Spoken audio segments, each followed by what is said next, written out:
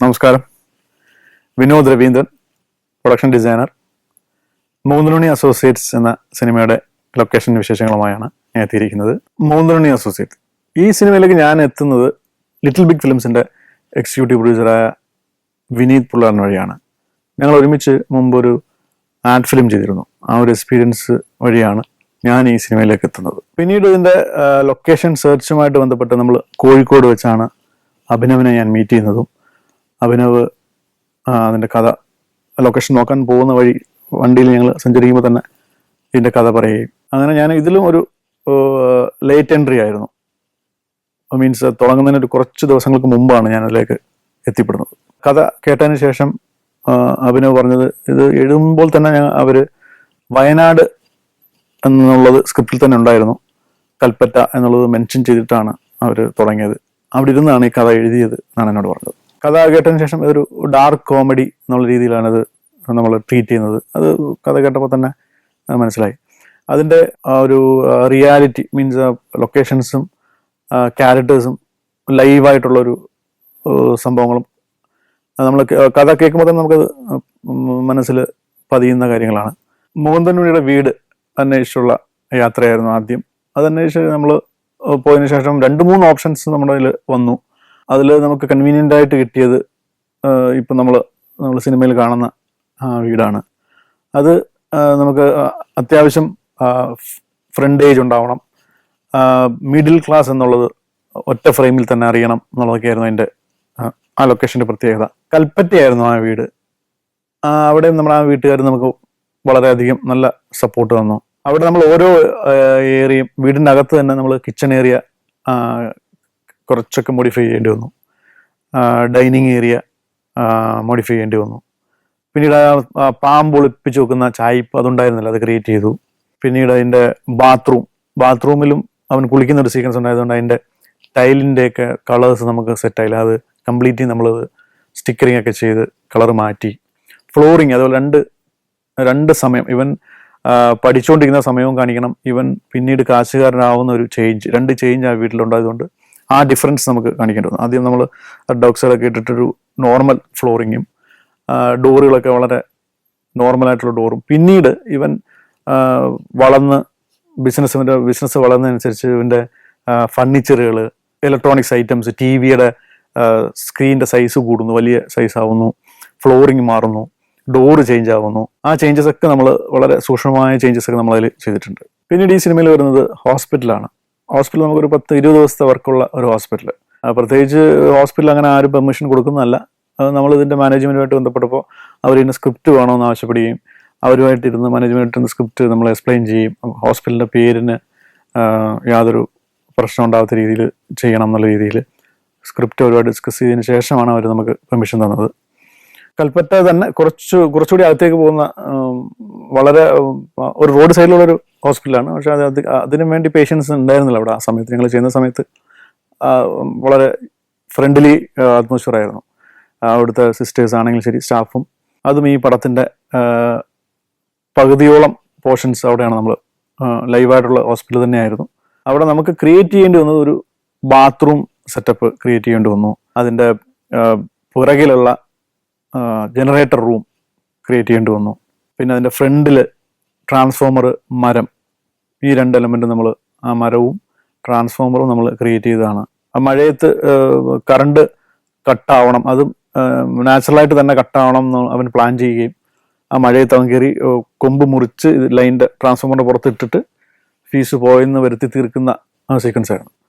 അപ്പോൾ അതും അതേപോലെ തന്നെ നമ്മൾ ആ മരം അതുപോലെ തന്നെ ക്രിയേറ്റ് ചെയ്ത് ആ മരം വർക്ക് ചെയ്യുന്ന സമയത്ത് പലരും വന്ന് നാട്ടു സ്നേഹികളുണ്ടല്ലോ, മരത്തോട് സ്നേഹിക്കുന്ന ആൾക്കാർ ഷൂട്ടിങ്ങിന് വേണ്ടി മരം മുറിക്കാൻ പാടില്ല പറഞ്ഞു. ഞങ്ങൾ പറഞ്ഞില്ല, ഞങ്ങൾ ക്രിയേറ്റ് ചെയ്ത മരമാണ് എന്ന് പറയുമ്പോഴാണ് അത് അവർക്ക് മനസ്സിലായത് ക്രിയേറ്റ് ചെയ്ത മരമാണ് എന്നുള്ളത്.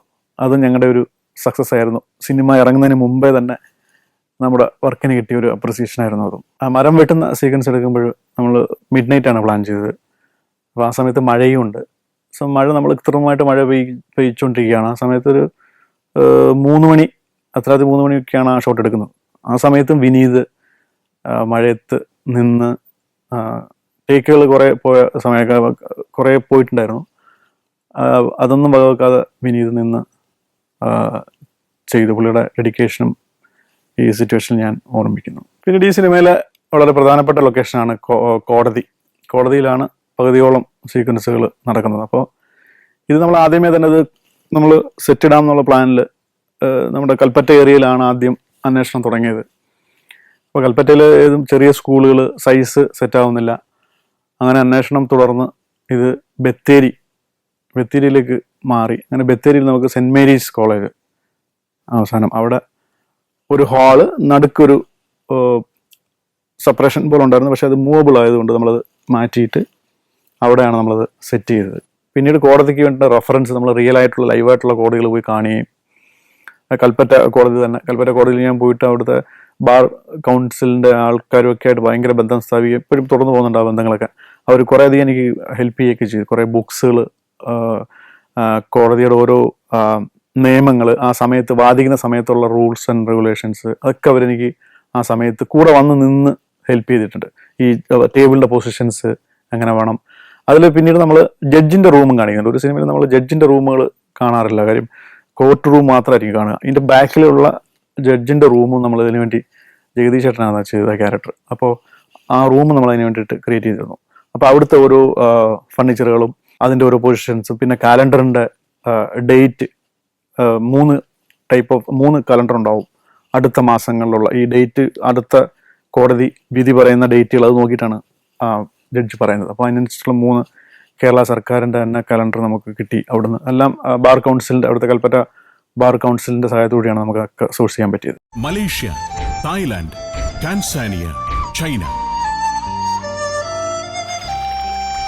സഞ്ചാരം വോളിയം നമ്പർ 12 ഫുൾ HD-യിലുള്ള ഈ അപൂർവ ദൃശ്യയാത്രാ വിവരണ ശേഖരം സ്വന്തമാക്കാൻ 99544422 എന്ന നമ്പറിലേക്ക് സഞ്ചാരം എന്ന് SMS ചെയ്യൂ.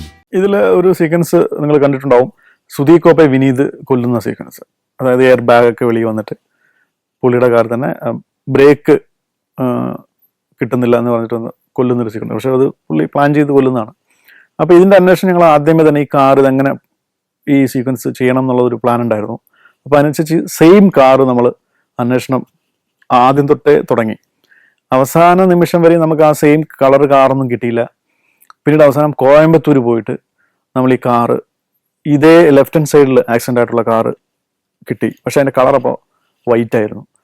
പിന്നീട് അത് ഗ്രേയിലേക്ക് വർക്ക്ഷോപ്പിൽ കൊണ്ടുവന്നിട്ട് ഗ്രേയിലേക്ക് കളർ മാറ്റി നമ്മൾ സെയിം കളറാക്കി അതിൻ്റെ സീറ്റ് കവറ്, സ്റ്റിയറിങ്ങിൻ്റെ കവറൊക്കെ മാച്ച് ചെയ്തിട്ട് നമ്മൾ ഈ നടക്കുന്ന സ്ഥലത്ത് പുള്ളിയുടെ കാറുമായിട്ട് വന്നിട്ട് പുള്ളിയുടെ ബ്രേക്ക് ചെയ്ത് ലൈവായിട്ടുള്ള കാർ, നല്ലപോലെ ഓടുന്ന കാർ കൊണ്ടുവന്ന് നിർത്തിയിട്ട് കട്ട് ചെയ്തിട്ടാണ് നമ്മൾ ഈ ഞണുങ്ങിയ കാർ കൊണ്ടിടുകയും ഗ്ലാസിൻ്റെ പീസുകൾ കൊണ്ടുവന്ന് ഇടുകയും ഏകദേശം ഒരു 10 മിനിറ്റ്സിൽ ഈ സീക്വൻസ് നമ്മൾ ഷൂട്ട് ചെയ്ത് തീർത്തിട്ട് അടുത്ത ലൊക്കേഷനിലേക്ക് പോവുകയും ചെയ്തു. പിന്നെ സുരാജിന് പറ്റുന്ന ആക്സിഡൻറ്റ്, അതും നമ്മൾ വയനാട്ടിൽ നിന്ന് കണ്ണൂരിലേക്ക് പോകുന്ന ചുരം റോഡ് വഴി പോകുന്ന അവിടെയാണ് പ്ലാൻ ചെയ്തത്. അത് നൈറ്റ് ഒരു 2 മണിക്ക് ശേഷം അവിടെ വളരെ ട്രാഫിക് ഒക്കെ കുറവായിരിക്കും. അപ്പോൾ അതിനനുസരിച്ചാണ് ഞങ്ങൾ പ്ലാൻ ചെയ്തത്. അത് ഫൈറ്റ് മാസ്റ്റർ വെച്ച് തന്നെയാണ് നമ്മൾ പ്ലാൻ ചെയ്തത്. അതേപോലത്തെ സെയിം കളറുള്ളൊരു വണ്ടി കംപ്ലീറ്റ് പാക്ക് ചെയ്ത് ഗ്യാസ് വെച്ച് പൊക്കിയാണ് അത് ചെയ്തത്. അതും സിനിമയിൽ വരുമ്പോൾ നല്ല ഇമ്പാക്റ്റ് ഉണ്ടാകുന്ന ഒരു സീക്വൻസ് ആണ്. അതുപോലെ തന്നെ ഈ സിനിമയിലെ ആക്സിഡൻറ്റ് സീക്വൻസായ ബസ് മറിഞ്ഞ് അതിൽ വിനീതും ഉണ്ടാവും, വിനീതിൻ്റെ വൈഫും ഉള്ള ആ സീക്വൻസ്. അത് നമ്മൾ റോഡ് ബ്ലോക്ക് ചെയ്തിട്ട് ഒരു സൈഡ് ബ്ലോക്ക് ചെയ്തിട്ട് നമ്മൾ ബസ് ഇതേപോലുള്ള സെയിം ബസ് ഓടുന്ന ബസ് മാച്ച് ചെയ്തിട്ടൊരു ബസ് നമ്മൾ കളറൊക്കെ ചെയ്ത് ക്രിയേറ്റ് ചെയ്തിട്ട് ചരിച്ചിട്ടിട്ട് JCB ചരിച്ചിട്ടിട്ടാണ് അത് ഷൂട്ട് ചെയ്തത്. ഗ്ലാസ് അധികം ഉടയാണ്ട് ഫ്രണ്ട് 2 ഗ്ലാസ് മാത്രം അടിയിൽ ടയറൊക്കെ ഇട്ടിട്ട് പ്ലാൻ ചെയ്ത് അത് ചെയ്യാനും ഫൈറ്റേഴ്സ് ഒന്നും ഇല്ലായിരുന്നു. ഞങ്ങൾ തന്നെ ആ ഡിപ്പാർട്ട്മെൻറ്റ് തന്നെ എടുത്ത് ചെയ്താണത്. ആ സീക്വൻസ് നല്ല രീതിയിൽ വർക്കൗട്ട് ചെയ്യാൻ പറ്റി ഞങ്ങൾക്ക്. ആ സീക്വൻസ് ചെയ്യുമ്പോൾ ഏകദേശം നാട്ടുകാരൊക്കെ പരിസര പ്രദേശങ്ങളൊക്കെ ഉണ്ടായിരുന്നു. അവരൊക്കെ ഈ ഷൂട്ടിംഗ് കാണാൻ വേണ്ടി വന്ന ആൾക്കാരായിരുന്നു. അപ്പോൾ അത് കണ്ടതിന് ശേഷം അപ്രിസിയേഷൻ ഞങ്ങൾക്ക് അവിടെ സ്പോട്ടിൽ തന്നെ എല്ലാവരും ഭയങ്കര ക്ലാപ്പും അപ്രിസിയേഷനും ആയിരുന്നു. അതും നമുക്ക് വളരെയധികം സന്തോഷം തരുന്ന സിറ്റുവേഷൻസ് ആയിരുന്നു. പിന്നീട് ഇതിലേക്ക് വിനീത് വലിയ നിലയിലെത്തുകയും അവൻ്റെ ഓഫീസ് സ്പേസ്, വിനീതിൻ്റെ ഓഫീസ് സ്പേസ് എന്ന രീതിയിൽ ഞങ്ങൾ കോഴിക്കോട് മലബാറിൻ്റെ ഹെഡ് ക്വാർട്ടേഴ്സ് കണ്ടിരുന്നു. അത് കണ്ട് ഫൈനലായി എല്ലാം പ്ലാൻ ചെയ്തു. സാറ്റർഡേ സൺഡേ അങ്ങനെ 2 ദിവസം പ്ലാൻ ചെയ്തു. അങ്ങനെ അവസാന നിമിഷം ആ ലൊക്കേഷൻ നമുക്ക് കിട്ടാതെ വരും, എന്തോ ഒരു ടെക്നിക്കൽ ഇഷ്യൂവിനാൽ കിട്ടാതെ വരും. അവരുടെ മീറ്റിങ്ങോ എന്തോ ബന്ധപ്പെട്ട് മലബാർ ഗോൾഡിൻ്റെ ഹെഡ്ക്വാർട്ടേഴ്സ് കിട്ടാതെ വരികയും പിന്നീട് ഞങ്ങൾ പെട്ടെന്ന് തന്നെ ഒരു രാത്രി കൊണ്ടാണ് നമ്മൾ സിനിമയിലുള്ള ലൊക്കേഷൻ കണ്ടുപിടിച്ചത്. അത് കറക്റ്റായിട്ട് നമുക്ക് ആപ്റ്റ് ആവുകയും അവിടെ തന്നെ നമ്മൾ അവൻ്റെ പുതിയ ഓഫീസ് എന്നുള്ള രീതിയിൽ അത് ഷൂട്ട് ചെയ്യുകയും ഒരു ഒറ്റ നൈറ്റ് കൊണ്ട് നമ്മളത് റെഡിയാക്കി ചാലഞ്ച് എടുത്ത് തന്നെ നമ്മൾ ചെയ്യുകയും സക്സസ് ആവുകയും ചെയ്തു. വിനീത് നല്ലൊരു ഫുഡി ആയതുകൊണ്ട് ഞങ്ങൾ വയനാട്ടിലെ മാക്സിമം എല്ലാ റെസ്റ്റോറൻറ്റുകളും ടേസ്റ്റ് ചെയ്യുകയും ഒന്നിൽ ഞങ്ങൾ വാങ്ങിയിട്ട് പുള്ളിക്ക് പാർസൽ കൊണ്ടുവന്ന് കൊടുക്കുകയും അതൊക്കെ സ്ഥിരം ലൊക്കേഷനിലെ കലാപരിപാടികളായിരുന്നു. വർക്കിൻ്റെ ഇടയിൽ കൂടെ ഫ്രീ ടൈമിൽ ഇതും ഒരു മെയിൻ പരിപാടിയായിരുന്നു. ഫുഡ് കഴിച്ച് ടേസ്റ്റ് ചെയ്തിട്ട് നല്ലതാണെങ്കിൽ പുള്ളിക്ക് വാങ്ങിക്കൊണ്ട് വരിക, ഇതും അതിൻ്റെ ഇടയിൽ കൂടെ നടന്നിരുന്നു. പോത്തിൻ കാല് ആദ്യമായി കഴിക്കുന്ന അവിടെയാണ്. അപ്പോൾ അതൊരു ഡിഫറെൻറ്റ് എക്സ്പീരിയൻസ് ആയിരുന്നു. ഞാൻ ആദ്യമായിട്ടാണ് അത് ടേസ്റ്റ് ചെയ്യുന്നത്. അപ്പോൾ അങ്ങനെ വയനാട് എന്ന് കേൾക്കുമ്പോൾ ആദ്യം ഈ വിഷ്വൽസൊക്കെയാണ് നമുക്ക് ഓർമ്മ വരുന്നത്. ഏകദേശം 45 ദിവസത്തോളം നമ്മൾ വയനാട്ടിൽ ഷൂട്ട് ചെയ്തു. അവസാനം ഒരു 4 ദിവസം കോഴിക്കോട് ചെയ്താണ് നമ്മൾ ഷൂട്ട് അവസാനിപ്പിച്ചത്. മൂന്നുണ്ണി അസോസിയേറ്റ് നല്ലൊരു അനുഭവമായിരുന്നു എനിക്ക്. എഡിറ്ററായ ഡയറക്ടർ കൂടെ വർക്ക് ചെയ്യാൻ പറ്റി. പിന്നെ വിനീത്, അദ്ദേഹം മലയാളത്തിലെ അറിയപ്പെടുന്ന ഡയറക്ടറാണ്, പുള്ളിയോട് വർക്ക് ചെയ്യാൻ പറ്റി. നല്ല ടീമായിരുന്നു. സോ അതിന് അവസരം ഉണ്ടാക്കി തന്ന Vineeth Pulladan, little big films, കൂടെ തന്നെ ജോയ് ഫിലിംസ്, അവർക്കൊക്കെ ഈ സാഹചര്യത്തിൽ ഞാൻ അതിൻ്റെ നന്ദി രേഖപ്പെടുത്തുകയാണ്. സഫാരി ചാനലിൻ്റെ ലൊക്കേഷൻ ഹണ്ട് എന്ന പ്രോഗ്രാമിലൂടെ നിങ്ങളുമായി എൻ്റെ എക്സ്പീരിയൻസ് പങ്കുവെക്കാൻ സാധിച്ചതിൽ വളരെയധികം സന്തോഷം.